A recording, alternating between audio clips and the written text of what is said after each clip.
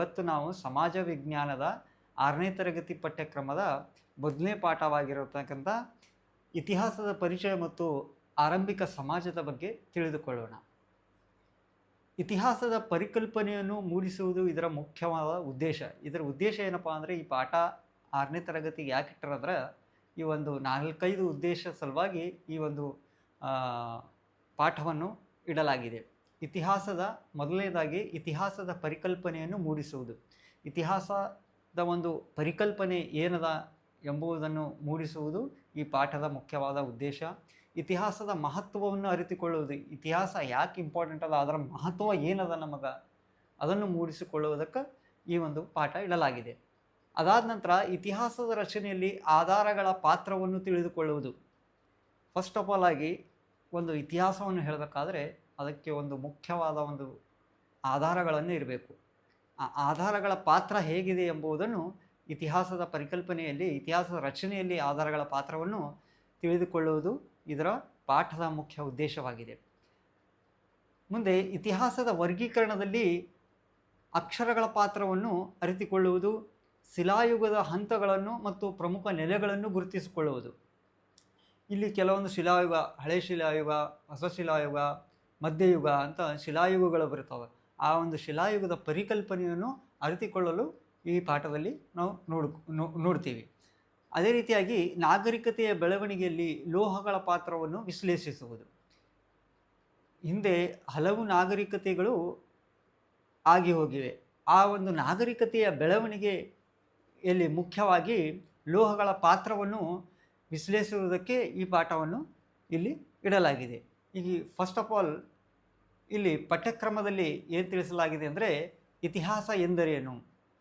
ಮೊದಲನೇದಾಗಿ ಏನು ಹೇಳಿದ್ದಾರೆ, ಇತಿಹಾಸ ಎಂದರೇನು.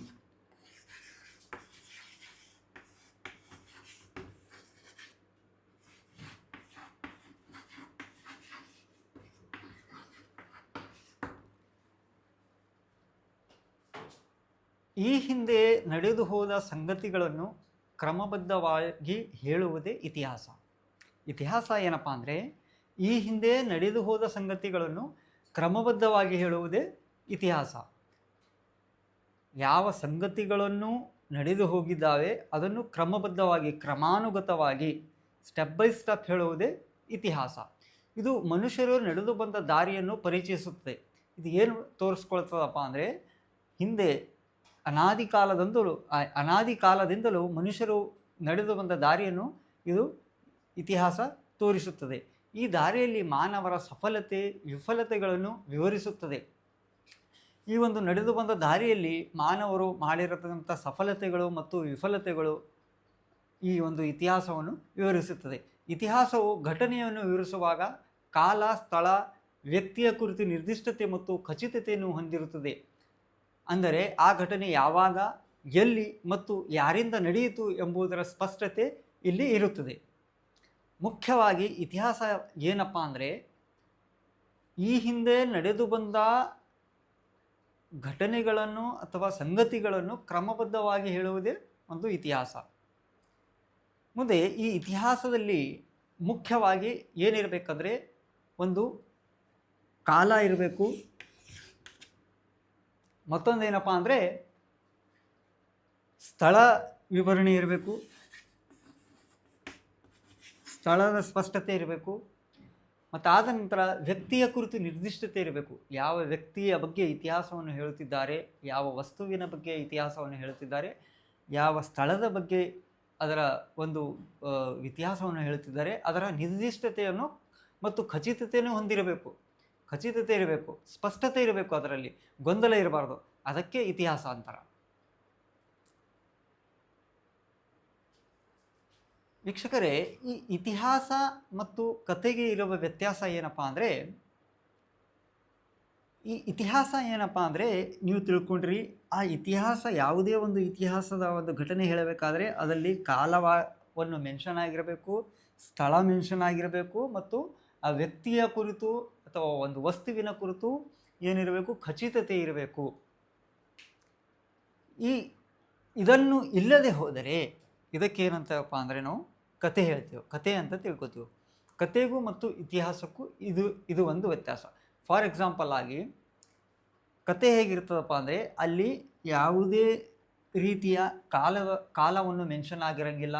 ಅಂದರೆ ಟೈಮ್ ಆಗಿರಲಿ ಅಥವಾ ಒಂದು ಡೇಟ್ ಆಗಿರಲಿ, ಒಂದು ವರ್ಷವಾಗಿರಲಿ, ಅದು ಮೆನ್ಷನ್ ಆಗಿರೋಂಗಿಲ್ಲ. ಅದು ಸ್ಪಷ್ಟತೆ ಇರೋಂಗಿಲ್ಲ. ಅದನ್ನು ಮತ್ತೊಂದು ಏನಪ್ಪ ಅಂದರೆ ಆ ಸ್ಥಳದ ಸ್ಪಷ್ಟತೆ ಇರೋದಿಲ್ಲ ಮತ್ತು ವ್ಯಕ್ತಿಯ ಕುರಿತು ಖಚಿತತೆ ಇರೋಂಗಿಲ್ಲ. ಫಾರ್ ಎಕ್ಸಾಂಪಲ್, ಒಂದಾನೊಂದು ಕಾಲದಲ್ಲಿ ಒಂದಾನೊಂದು ಊರಿನಲ್ಲಿ ಒಬ್ಬ ರಾಜನಿದ್ದ, ಅವನೊಂದು ಯುದ್ಧ ಮಾಡಿದ. ಇದು ಏನು ಅನ್ನಿಸ್ಕೋತೀರಿ ನೀವು?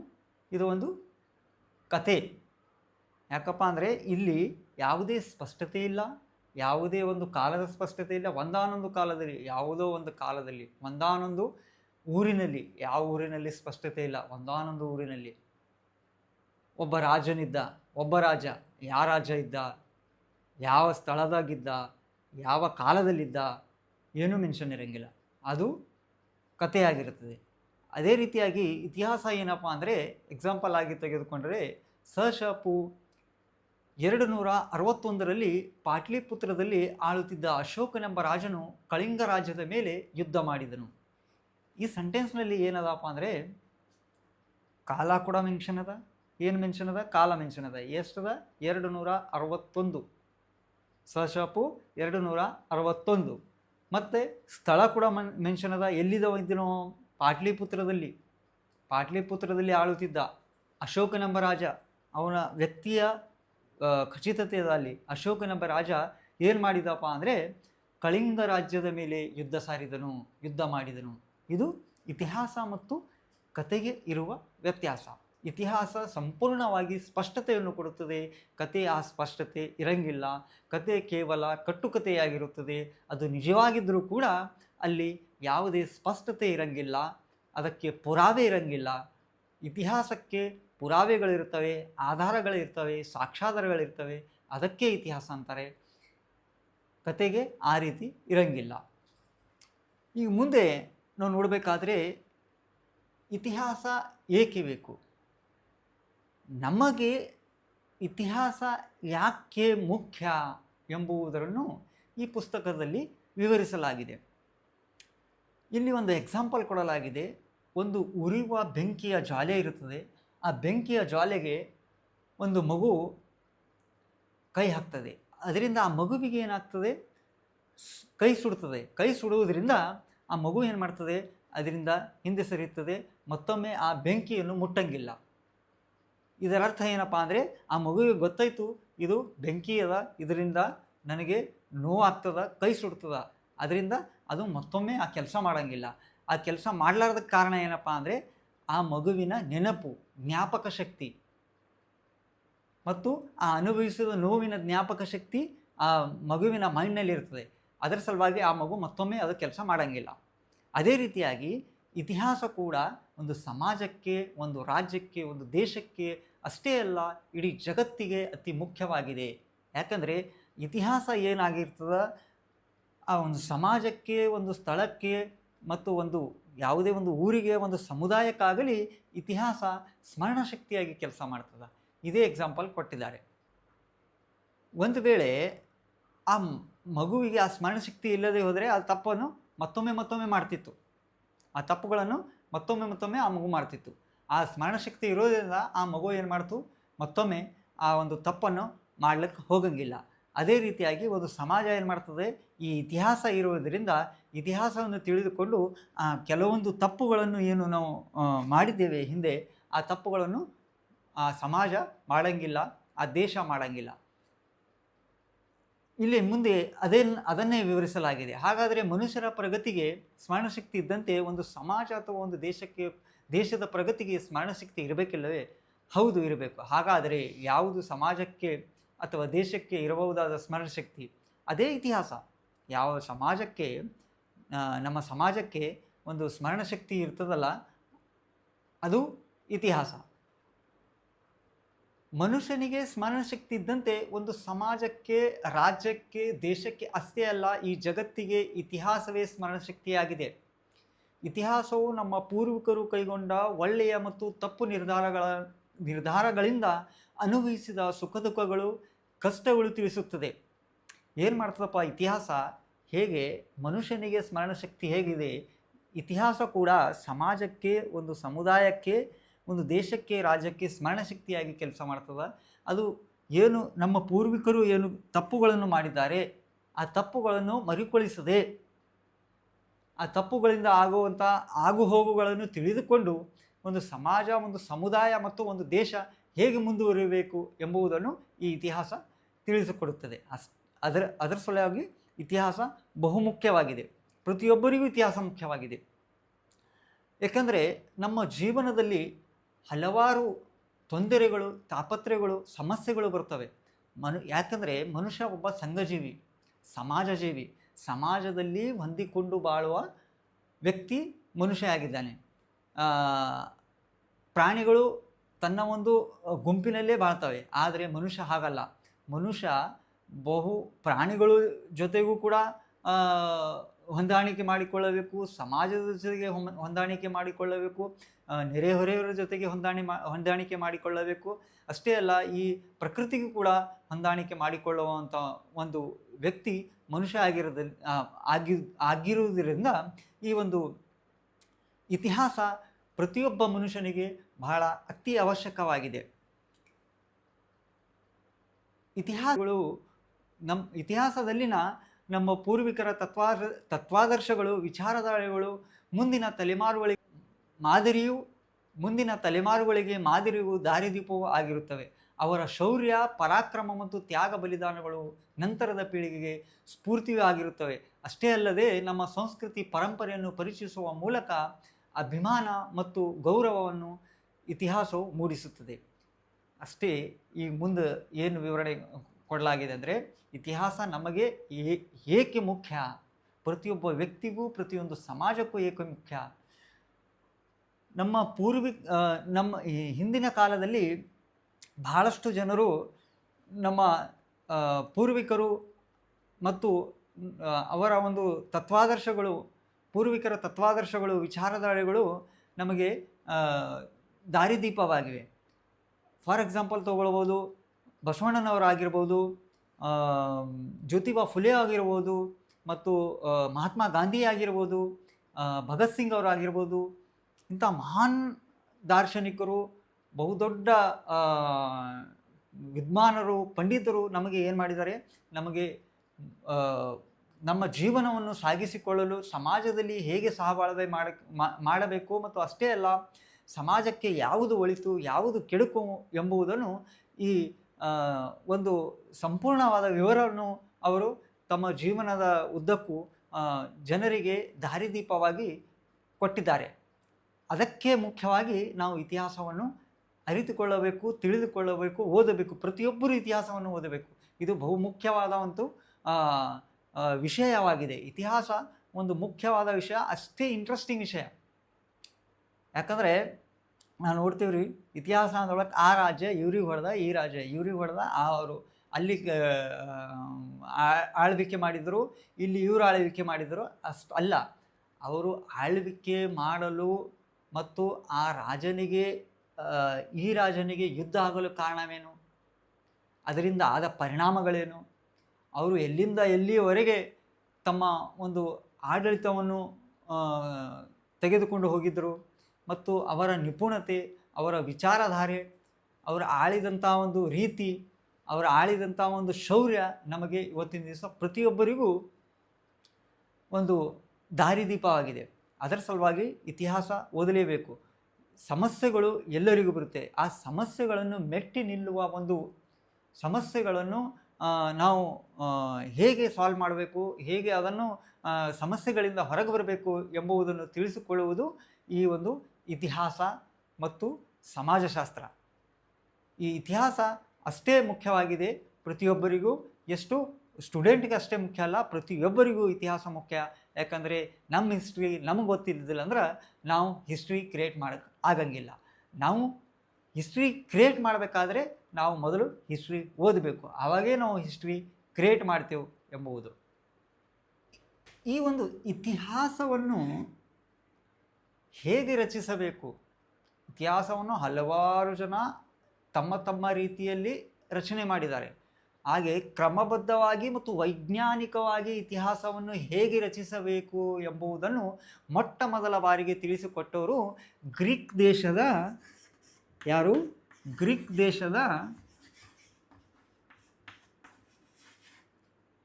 ಹೆರೋಡಟಸ್. ಯಾರು? ಗ್ರೀಕ್ ದೇಶದ ಹೆರೋಡಟಸ್ ಅವರು.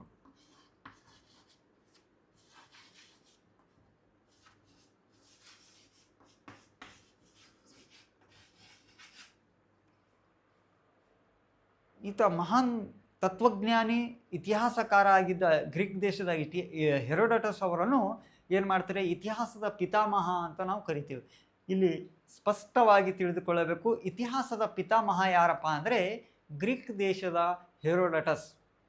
ಇವರು ಇತಿಹಾಸವನ್ನು ಹೇಗೆ ಕ್ರಮಬದ್ಧವಾಗಿ ಬರೆಯಬೇಕು ಮತ್ತು ಕ್ರಮಬದ್ಧವಾಗಿ ರಚಿಸಬೇಕು ಎಂಬುದನ್ನು ತಿಳಿಸಿಕೊಟ್ಟವರು ನಮ್ಮ ಹೆರೋಡಟಸ್ ಅವರು. ಈ ಇತಿಹಾಸ ಮುಖ್ಯವಾಗಿ ಆಧಾರಕ್ಕೆ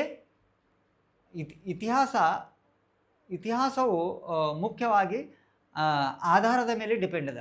ಹೆಂಗಪ್ಪ ಅಂದರೆ ಯಾವುದೇ ಇತಿಹಾಸವನ್ನು ಹೇಳಬೇಕಾದ್ರೆ ನಮಗೆ ಮುಖ್ಯವಾಗಿ ಆಧಾರ ಬೇಕು. ಆ ಆಧಾರ ಇಲ್ಲದೆ ಹೋದರೆ ಇತಿಹಾಸ ಇಲ್ಲ. ಅದು ಕಥೆಯಾಗಿ ಅಥವಾ ಯಾವುದೇ ಒಂದು ಜ್ಞಾಪಕ ಶಕ್ತಿಯಾಗಿ ಮುಚ್ಚಾಕ ಹೋಗುತ್ತದೆ. ಆ ಒಂದು ಆಧಾರ, ನಾವು ಯಾವುದೇ ಒಂದು ಇತಿಹಾಸವನ್ನು ರಚನೆ ಮಾಡಬೇಕಾದ್ರೆ, ಯಾವುದೇ ಒಂದು ಇತಿಹಾಸವನ್ನು ತಿಳಿಸಿಕೊಡಬೇಕಾದ್ರೆ ಅದಕ್ಕೆ ಮುಖ್ಯವಾಗಿ ಇತಿಹಾಸ ಬೇಕು. ಇತಿಹಾಸ ರಚಿಸುವವರನ್ನು ಇತಿಹಾಸಕಾರರು ಎನ್ನುತ್ತಾರೆ. ತಮಗೆ ಗೊತ್ತದ, ಇತಿಹಾಸ ರಚಿಸುವವರನ್ನು ಏನಂತಾರೆ? ಇತಿಹಾಸಕಾರರು ಎಂತಾರೆ. ಅವರು ಇತಿಹಾಸವನ್ನು ನಿರ್ದಿಷ್ಟವಾಗಿ ಮತ್ತು ಖಚಿತವಾಗಿ ಹೇಳಲು ಸಾಕ್ಷ್ಯಗಳನ್ನು ಬಳಸಿಕೊಳ್ಳುತ್ತಾರೆ. ಆದ್ದರಿಂದ ಆಧಾರವಿಲ್ಲದೆ ಇತಿಹಾಸ ಇಲ್ಲ ಎಂದು ಹೇಳಲಾಗುವುದು. ಇತಿಹಾಸದ ಆಧಾರಗಳಲ್ಲಿ ಪ್ರಮುಖವಾಗಿ ಎರಡು ವಿಧವಾಗಿ ಮಾಡಿದ್ದಾರೆ. ಇತಿಹಾಸದ ಆಧಾರಗಳನ್ನು ಪ್ರಮುಖವಾಗಿ ಎಷ್ಟು ವಿಧ ಮಾಡಿದ್ದಾರೆ? 2 ವಿಧ ಮಾಡಿದ್ದಾರೆ. ಮೊನ್ನೆದ್ದು ಸಾಹಿತ್ಯ ಆಧಾರ, ಎರಡನೇದ್ದು ಪುರಾತತ್ವ ಆಧಾರ. ಎಷ್ಟು ವಿಧ ಆಧಾರಗಳಲ್ಲಿ ಇತಿಹಾಸ ರಚನೆಯಲ್ಲಿ ಆಧಾರ ಮುಖ್ಯವಾದ ಪಾತ್ರವನ್ನು ವಹಿಸುತ್ತದೆ. ಆ ಆಧಾರಗಳಲ್ಲಿ 2 ವಿಧವನ್ನು ಮಾಡಿದ್ದಾರೆ. ಒಂದನೇದ್ದು ಸಾಹಿತ್ಯ ಆಧಾರ, ಎರಡನೇದ್ದು ಪುರಾತತ್ವ ಆಧಾರ. ಏನಪ್ಪ ಅಂದರೆ ಒಂದನೇದ್ದು ಸಾಹಿತ್ಯ ಆಧಾರ,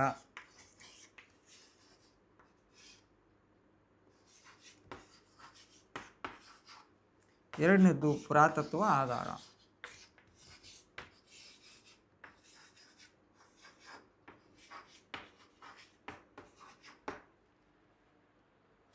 ಈ ಸಾಹಿತ್ಯ ಆಧಾರ ಏನಪ್ಪ ಅಂದರೆ, ಈ ಸಾಹಿತ್ಯ ಆಧಾರ ಅಂದರೆ ಏನಂದರೆ, ಇತಿಹಾಸದ ಹಿನ್ನೆಲೆಯಲ್ಲಿ ಸಾಹಿತ್ಯ ಎಂದರೆ ಬರವಣಿಗೆ ಅಥವಾ ಬಾಯಿಂದ ಬಾಯಿಗೆ ಬಂದ ಸಂಗತಿ. ಸಾಹಿತ್ಯ ಆಧಾರ ಅಂದರೆ ಏನಪ್ಪ ಅಂದರೆ ಬರವಣಿಗೆ ಅಥವಾ ಬಾಯಿಯಿಂದ ಬಾಯಿಗೆ ಬಂದಿರುವಂಥ ಒಂದು ಸಂಗತಿಗಳಿಗೆ ಏನಂತೀವಿ? ಸಾಹಿತ್ಯ ಆಧಾರ ಅಂತೀವಿ. ಇವುಗಳಲ್ಲಿ 2 ವಿಧ. ಒಂದನೇದು ಲಿಖಿತ ಸಾಹಿತ್ಯ, ಎರಡನೇದು ಮೌಖಿಕ ಸಾಹಿತ್ಯ. ಫಸ್ಟೇ ಹೇಳ್ದಂಗೆ ಬರವಣಿಗೆ ಅಥವಾ ಬಾಯಿಂದ ಬಾಯಿಗೆ ಬಂದ ಒಂದು ಸಂಗತಿಗೆ ಏನಂತೀವಿ? ಸಾಹಿತ್ಯ ಆಧಾರ ಅಂತೀವಿ. ಅದರಲ್ಲಿ 2 ವಿಧ ಮಾಡಿದ್ದಾರೆ. ಒಂದು ಲಿಖಿತ ಸಾಹಿತ್ಯ, ಎರಡನೇದು ಮೌಖಿಕ ಸಾಹಿತ್ಯ. ಲಿಖಿತ ಸಾಹಿತ್ಯ ಏನಪ್ಪ ಅಂದರೆ ಯಾವ ವಿಷಯವನ್ನು ಬರವಣಿಗೆ ಮೂಲಕ ಬರೆಯಲಾಗಿದೆ ಅದನ್ನು ಲಿಖಿತ ಸಾಹಿತ್ಯ ಎಂದು ಕರೆಯುತ್ತಾರೆ. ಯಾವ ಒಂದು ಸಂಗತಿಗಳನ್ನು ಮೌಖಿಕವಾಗಿ ಹೇಳಲಾಗಿದೆ ಅದನ್ನು ಮೌಖಿಕ ಸಾಹಿತ್ಯ ಅಂತಾರೆ. ಆ ಮೌಖಿಕವಾಗಿ ಹೇಳಲಾದ ಸಂಗತಿಗಳು ಹೆಂಗೆ ಬರ್ತಾವೆ ಅಂದರೆ ಜಾನಪದ ಗೀತೆಯಾಗಿರ್ಬೋದು, ಕಥೆಗಳಾಗಿರ್ಬೋದು, ಲಾವಣಿ ಆಗಿರ್ಬೋದು, ಸಾಹಿತ್ಯಗಳಾಗಿರ್ಬೋದು, ಇವುಗಳನ್ನು ಏನಂತಾರೆ? ಮೌಖಿಕ ಸಾಹಿತ್ಯಗಳೆಂದು ಕರೆಯುತ್ತಾರೆ. ಇನ್ನು ಪುರಾತತ್ವ ಆಧಾರ, ಎರಡನೇದಾಗಿ ಏನು ಹೇಳಿದ್ದಾರೆ? ಪುರಾತತ್ವ ಆಧಾರ. ಈ ಪುರಾತತ್ವ ಆಧಾರ ಏನಪ್ಪ ಅಂದರೆ ಹಿಂದಿನ ಮಾನವರು ನಿರ್ಮಿಸಿದ ಮತ್ತು ಬಳಸಿದ ಭೌತಿಕ ವಸ್ತುಗಳ ಅವಶೇಷಗಳೇ ಪುರಾತತ್ವ ಆಧಾರಗಳು. ಏನಪ್ಪ ಪುರಾತತ್ವ ಆಧಾರ ಅಂದರೆ ಹಿಂದಿನ ಮಾನವರು ಅನಾದಿ ಕಾಲದಿಂದ ಹಿಂದಿನ ಮಾನವರು ಏನು ನಿರ್ಮಾಣ ಮಾಡಿದ್ದಾರೆ, ಅದು ಗುಡಿಗಳಾಗಿರ್ಬೋದು, ಮಂದಿರಗಳಾಗಿರ್ಬೋದು ಅಥವಾ ಕಟ್ಟಡಗಳಾಗಿರ್ಬೋದು, ಎಲ್ಲವನ್ನು ಏನು ನಿರ್ಮಾಣ ಮಾಡಿದ್ದಾರೆ, ಆ ನಿರ್ಮಿಸಿದಂಥ ಮತ್ತು ಭೌತಿಕವಾಗಿ ಬಳಸಿದಂಥ ವಸ್ತುಗಳು, ಅದು ಪಾತ್ರೆಗಳಾಗಿರ್ಬೋದು, ಪಿಂಗಾಣಿಗಳಾಗಿರ್ಬೋದು, ಮತ್ತು ಎಲ್ಲ ಕೊಡ್ಲಿಗಳಾಗಿರ್ಬೋದು, ಏನು ಅವರು ಉಪಯೋಗಿಸಿದ್ದಾರೆ ಆ ಒಂದು ಉಪಯೋಗಿಸಿದ ವಸ್ತುಗಳನ್ನು ಏನಂತ ಭೌತಿಕ ವಸ್ತುಗಳಂತಾರೆ. ಆ ಒಂದು ಭೌತಿಕ ವಸ್ತುಗಳಿಗೆ ಪುರಾತತ್ವ ಆಧಾರ ಅಂತ ಕರೀತಾರೆ. ಭೂಮಿಯ ಒಳಗೆ ಹುದುಗಿ ಹೋಗಿರುವ ಅವಶೇಷಗಳನ್ನು ಉತ್ಖನನದ ಮೂಲಕ, ಅಂದರೆ ಅದು ಭೂಮಿಯನ್ನು ಅಗೆದು ಉತ್ಖನನದ ಮೂಲಕ ಹೊರತೆಗೆಯಲಾಗುವುದು. ಪುರಾತತ್ವ ಆಧಾರಗಳ ವ್ಯಾಪ್ತಿಗೆ ಮಡಿಕೆಗಳು ಬರ್ತವೆ, ನಾಣ್ಯಗಳು ಬರ್ತವೆ, ಶಾಸನಗಳು ಬರ್ತವೆ, ಸ್ಮಾರಕಗಳು ಬರ್ತವೆ, ಮತ್ತಿತರ ಅವಶೇಷಗಳು ಈ ಒಂದು ಪುರಾತತ್ವ ಆಧಾರಕ್ಕೆ ಬರ್ತವೆ. ಇನ್ನು ಈ ಒಂದು ನೀವು ಎಲ್ಲರ ಕೇಳಿರ್ಬೋದು, ಸಿಂಧೂ ನಾಗರಿಕತೆಯ ಒಂದು ಅವಶೇಷಗಳು ಈ ಸ್ಥಳದಲ್ಲಿ ಲಭಿಸಿವೆ.